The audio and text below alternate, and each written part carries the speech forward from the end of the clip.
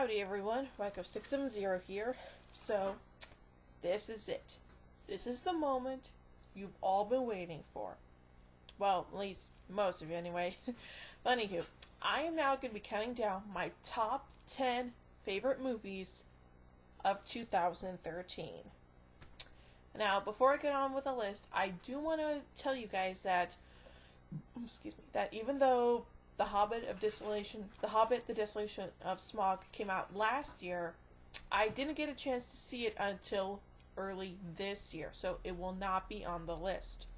Because like I said with, when I did my favorite movies of 2012, the movies on the list have to be movies that both came out and movies that I saw in that particular year. So there you go.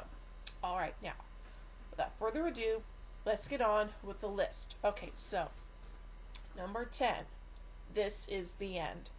Now, I gotta tell you guys, I am a sucker for all kinds of comedy movies. Romantic comedies, dramatic comedies, historical comedies, you name it, I go for it. I love comedy movies. Whether those films are from the UK or here in the States, doesn't matter, I still love them. So there you go. But with that being said, I really did enjoy this movie. I thought it was very, very funny. The cast was great. And the ending was just hilarious. If you have not seen the movie yet, go see it, buy it on DVD, watch it on demand or whatever. It is hysterical, and like I said, the ending is funny as hell. So there you go. Alright, number 9, Hansel and Gretel Witch Hunters. Now, this was probably like the earliest movie I saw in 2013, and I loved it. I did talk about this movie before. I don't know where the video is now. I guess, I don't know what happened to it, but well then. But yes, I did enjoy seeing it. The story was great. The acting was pretty good. The characters were also awesome. Jeremy Renner did a great job. Famke Janssen did a great job. The actress who played Gretel I thought was awesome. It was just an all-around great movie, and I just loved it. So, there you go. Alright. Number 8, Man of Steel. Now, I'm not going to go into the controversies surrounding this movie, mainly like Superman killing General Zod or other things like that. I'm not going to do that. But, for the most part, I thought this movie was actually pretty good. I'm not saying it was bad, I'm saying it's like really awesome. I'm just saying it's pretty good. If you're a Superman fan, then you might enjoy this. I thought it was pretty good. I know there were some parts of the movie that I didn't really like, but for the most part, I thought it was pretty good. And I am still excited for Superman versus Batman. Like I said in my previous video, that movie won't be coming out until 2016, which really upsets me. But oh well then. But still, I really did enjoy Man of Steel. And I thought it was pretty good. So there you go.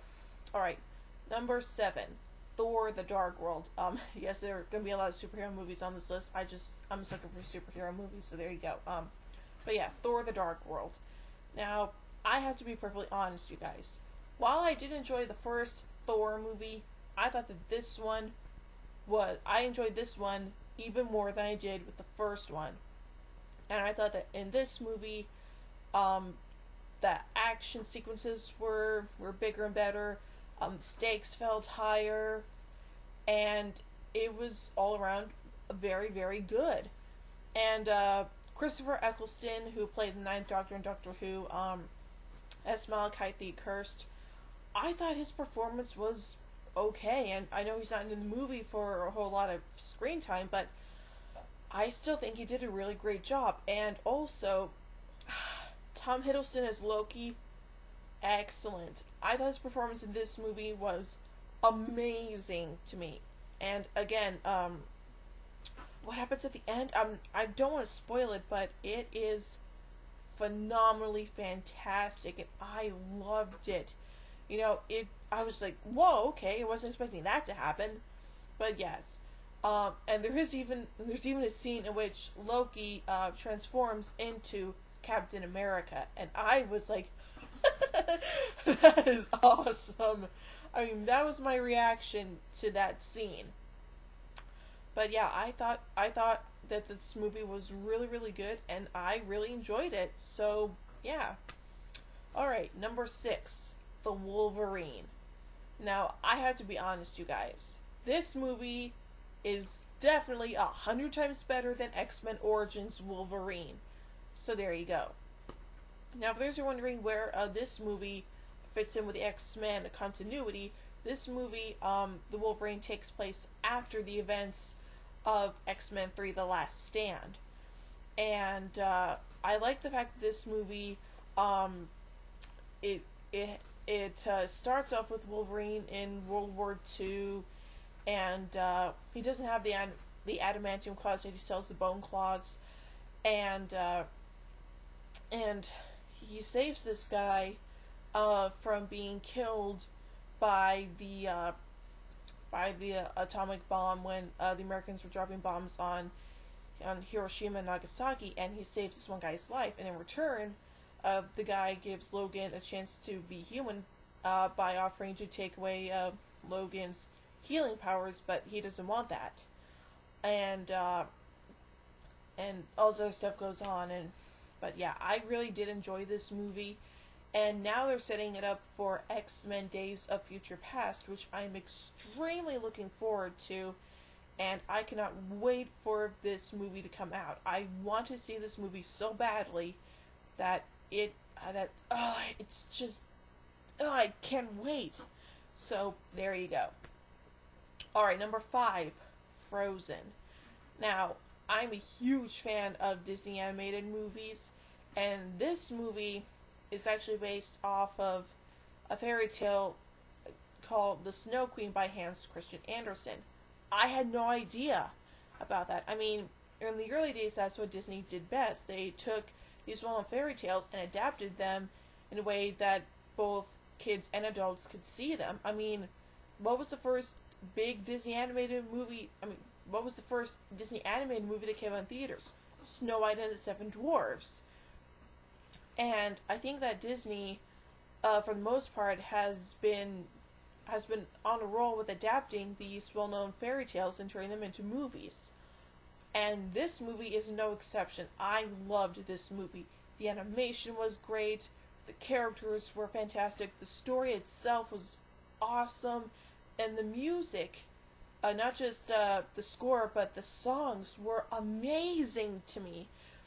And this movie won a Golden Globe for Best Animated Feature, and I hope to God it wins that same award at the Oscars, because I love this movie. And to me, it's one of the best Disney films that I've seen in a few years, so there you go. Alright, number 4, Iron Man 3.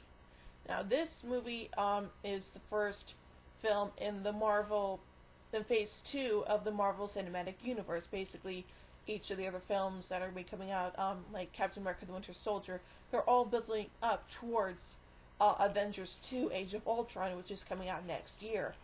Now, am I excited for Avengers 2? Absolutely.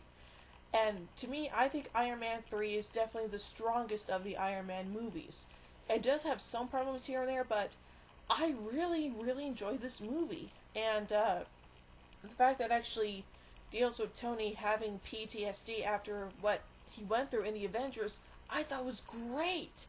And it was amazing to see his transformation from what he went through in the first movie, the second film, and the Avengers, to where he is now. And that seeing Tony's story arc all the way through those different movies, and then what happens in this movie was great, and it was beautiful, and it was extremely well done. But now there's a big question as to whether or not, I know it said in the credits that Tony Stark will return, but a lot of people are wondering, well, what about Iron Man?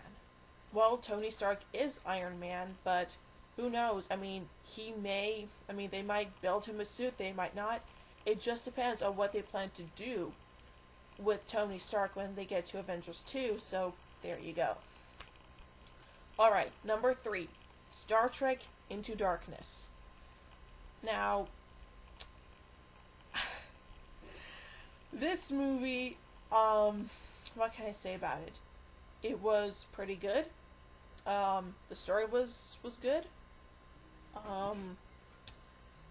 Everything else in this movie was just fantastic. And remember that noise in the background, that's my phone going up, but I'm going to answer it because, well, I don't really know who's calling me, so there you go. But anywho, so, Star Trek Into Darkness, I thought it was a great movie.